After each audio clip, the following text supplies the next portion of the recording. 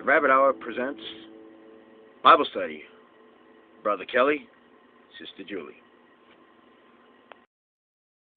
Once again, this is Bible Study. Brother Kelly, Sister Julie. How you doing today, Julie? I'm doing great, Kelly. Okay, we got a good show for you. And this is for Karina. All right, special request. She wants to talk about the Nephilim and the giants in the book of Enoch. Not one of my favorite subjects because I'm very conflicted about this, especially in its allegorical form. But my question is, why was it left out of the Bible? That's something that we need to consider.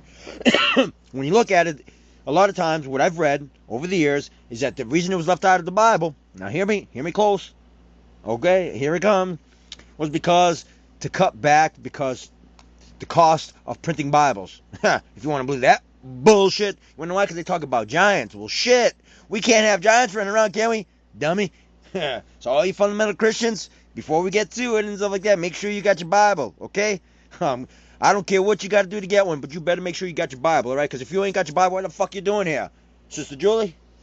I just think this is an awesome subject, Kelly, because, it seems to start at the very beginning of time as far as we can go back, because some of the earliest texts that we found is the Sumerian texts, which kind of go along with everything else that's in the Bible about these Nephilim. It's kind of almost a very similar story.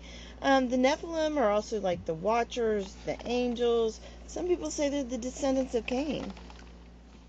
Well, first of all, who were the Nephilim? Okay, I'm on this website. It's called NW Creation Network. Whatever. It's probably one of these goddamn Christian places again, whatever. Anyways, you goddamn fundamental people. The Nephilim, okay, is Hebrew for Nephilim. Okay, they were a race that came to dominate the antediluvian pre-flood world and are referred to in the Bible as the heroes of old, men of renown. They were reportedly the children born to the sons of God by the daughters of men and are described as giants. It is also important to note that they are mentioned almost simultaneously to God's statement that he would destroy the earth by flood, and it seems from this association that their effect upon mankind was one of the primary justifications that brought the destruction. But we've already touched about it, that the flood never happened and Noah's Ark was bullshit. Sister Julie? I know, Brother Kelly, that, you're coming from the term that's allegorical, and I can see that.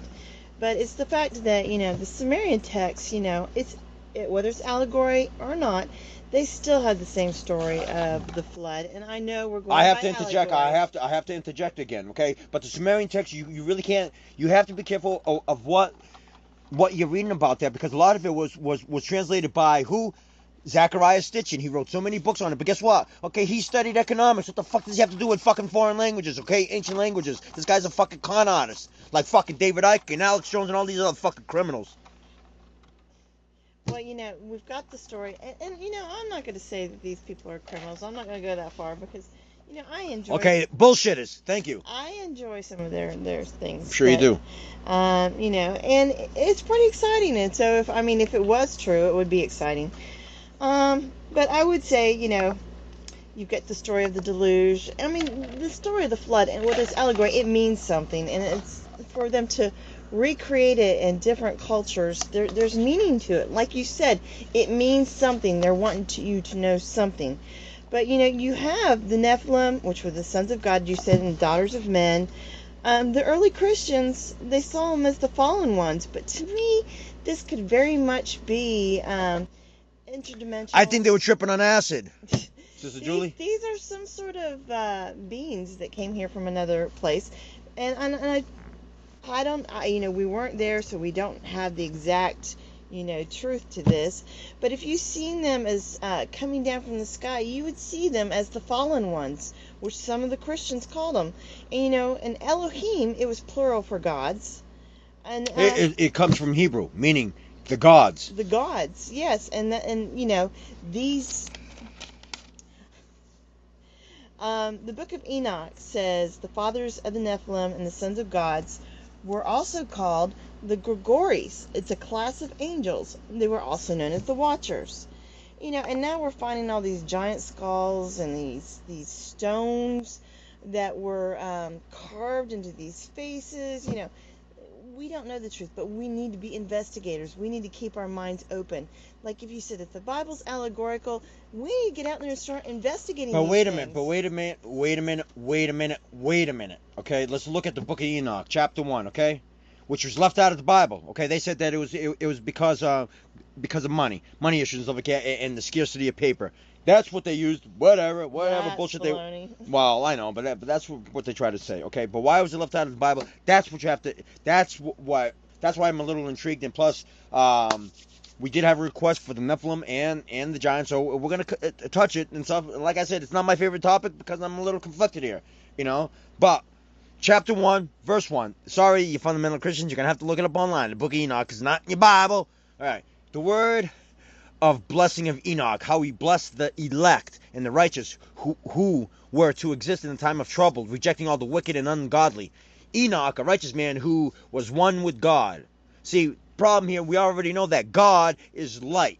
It's not an actual physical being. See, that's the whole problem with this. See, that's what people need to understand. What's the underlying message? But let me continue. He answered and spoke. While his eyes were open and while he saw a holy vision in the heavens. And heavens is just the sky. So you know what? He saw a light in the sky. Huh, Sister Julie? Well, people can't grasp all this that we're saying. And, Yeah, because they're paint chippers. I mean, paint sniffers. I mean, they eat paint chips. They're doing something. What the hell, man? They believe in like fucking arks with 60,000 fucking animals shitting all over the place. They believe in fucking talking snakes. These people are morons. Sister Julie? Maybe it was the lead in the paint that they had back then that's triggered all this. But, Talking bushes. As I said, they can't grasp the concept that there was dinosaurs here. But now they say that when we talk about these things, that these could also be demons or men that were possessed that had sex with these women. Interdimensional possession, maybe interdimensional beings, parallel universes. There's a lot of stuff that we're going to touch. Yes. And we're going to get more into that. We're going to move away from the Bible in our next series called The Meaning of Life. All right, so you Christians are going to be out of luck. Too fucking bad. But I know you're going to tune in. You want to know why? Because I'm going to still mention Bible on occasion. But let's go back to, all right, we did chapter 1, verse 1. Let's go to verse 2. From then I heard all things and understood what I saw, that which will not take place in this generation, but in a generation which is to succeed at a distant period, on account of the elect. Upon their account I spoke and conversed with him. Who will go forth from his habitation? The Holy and Mighty One, the God of this world. Think about that for a second, Sister Julie. Brother Kelly, how we said that the divine is the energy that's around us. The divine is the sun, the S-U-N. But you've got the story of the Anunnaki, which is the same exact story as the Nephilim. Where you had, Lord Enlil got mad because the Anunnaki were having Again, Sister Julie. I know, it's allegorical. No, it's not that, okay? A lot of it, what you're reading is from Zachariah Stitchin, which he's a fraud. True, but I'm not saying it's true. He's a fraud. I don't know this. He's a fraud. I'm just trying to tell this one Okay, story. I'm just saying, about, he's a fraud. He's a fraud. Well, even scholars, okay, who are in language and stuff like that, none of them fucking give him any credit and stuff like that, all right? He doesn't have anybody supporting his theory. None. Okay. And how come every time someone talks truth, they're killed? This guy fucking lived until, 90 years old? Come on now. You got to question it. These people are morons. But hold on. Let me continue here, and I'm going to start making sense here, and you're going to see this whole thing unfold, and it's going to be, whoa, it's going to really rock your fucking world tonight. Listen, who will hereafter tread upon Mount Sinai? Hey, do you know where sin comes from? From Mount Sinai. Mount Sinai doesn't even exist. It's representing the moon. And where does sin come from? From Mount Sinai. S-I-N-A-I. Take S-I-N. And you know where the sin is? Now here's where all you Christians are fucked because you've been deceiving people forever. A sin is anything you do against yourself. Understand? Sister Julie? Okay, Brother Kelly, I know you were saying about what we discussed, but I just want to see the correlation between this. We have the Anunnaki, and the same story goes, with the daughters and men and all that stuff. But the Torah... The book of Enoch talks about that, not the Anunnaki. Right. What Zachariah Stitchin translated, or so-called translated, had nothing to do with the book of Enoch. Okay, but we have the Torah. What he did, he tried to translate the 7 tablets of creation, okay, which predates Christianity. Okay, but, Brother Kelly, we have the Torah, which gives us the Anunnakin, which were the descendants of Anak. and Enoch. It's spelled Anak, and the Torah gives us the Anakin, Anakin. So it's kind of borrowing from each other, where it could pick up bits and pieces, So you've got the Anunnaki who had the Anu, and maybe it's borrowing from everything, but you got the shining ones, the sons of the shining ones. But the problem we have here, Julie, is reading the book of Enoch, okay, where people get the giants from. Okay, Right. It's all predicated on this. Mount Sinai never existed. So boom. So here we go. Mount Sinai never existed. So how can we take it? Saying the mighty one, God of the world, and stuff like that. Okay, God talked to him, but God is light and stuff like that. It's not a physical being. So you see what I mean? Let me continue here. Okay. Who will thereafter tread upon Mount Sinai, appear with his host, and be manifest in the strength of his power from heaven, and shall be afraid, and the watchers be terrified. Great fear and trembling shall seize them, even to the ends of the earth. The lofty mountains shall be troubled, and exalted hills depressed, melting like a honeycomb in the flame. The earth shall be immerged, and all things which are in it perish, while judgment shall come upon all, even upon all the righteous. But wait a minute, man. Wait a minute. If God is fucking like what we have already established, think about that. The judgment is going to come upon all, even upon the righteous. Sorry. There's something missing here, man. Something just doesn't jive here. Sister Julie? Well, it's a control thing and out of fear and everything. But you still have the Sumerian gods and goddesses. And this doesn't have to do with Zachariah Sitchins. But you've got, your goddess Inanna and everything carried on down. The Egyptian, Greek, Roman pantheons all came from all of these stories.